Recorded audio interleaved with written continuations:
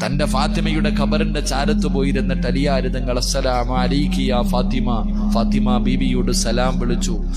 അവിടെ അലിയാർ തങ്ങൾ ഫാത്തിമ ബീവിയുടെ ഖബറിന്റെ ചാരത്ത് പോയിരുന്ന് സലാം പറഞ്ഞു. സലാം അടക്കുന്നില്ല. അലിയാർ തങ്ങൾ ചോദിച്ചു, ഫാത്തിമ എന്നോട് പിണങ്ങിയോ ഫാത്തിമ? എന്തേ നീ എന്റെ സലാം അടക്കാത്തത്?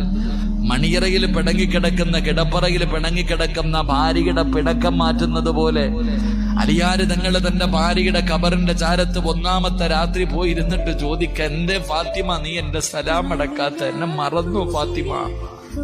വീണ്ടും സലാം പറഞ്ഞു. സലാം അടക്കണില്ല. അലിയാർ തങ്ങൾ ചോദിക്ക, എന്തേ നീ എന്നോട് പിണങ്ങേ? മടക്ക് ഫാത്തിമ, എന്നെ മറന്നു പോകല്ലേ ഫാത്തിമ? രണ്ടാമതും സലാം പറഞ്ഞിട്ട് മടക്കാതെ വന്നപ്പോ അലിയാർ തങ്ങൾ ഫാത്തിമ ബീവിയുടെ ഖബറിന്റെ മുകളിൽ കൈവച്ചിട്ട് ആ ഖബറിനോട് ചോദിച്ചു, അലിയാർ തങ്ങൾ ഖബറെ, എന്റെ ഫാത്തിമയുടെ വിശേഷമെന്താ?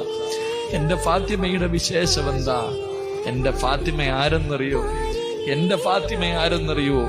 കല്യാണത്തിന്റെ ഒന്നാമത്തെ രാത്രി മണിയറയ്ക്കകത്ത് ചിരിക്കുന്ന മുഖത്തോടെ കേറി വന്ന എന്നോട് ഖബറിനെ കുറിച്ച്, ഖബറിന്റെ ഏകാന്തതയെക്കുറിച്ച്, ഖബറിന്റെ ഞെരുക്കത്തെക്കുറിച്ച്, ഖബറിന്റെ അദാബിനെ കുറിച്ച് എനിക്ക് പറഞ്ഞു തന്നവളാ എന്റെ ഭാര്യ.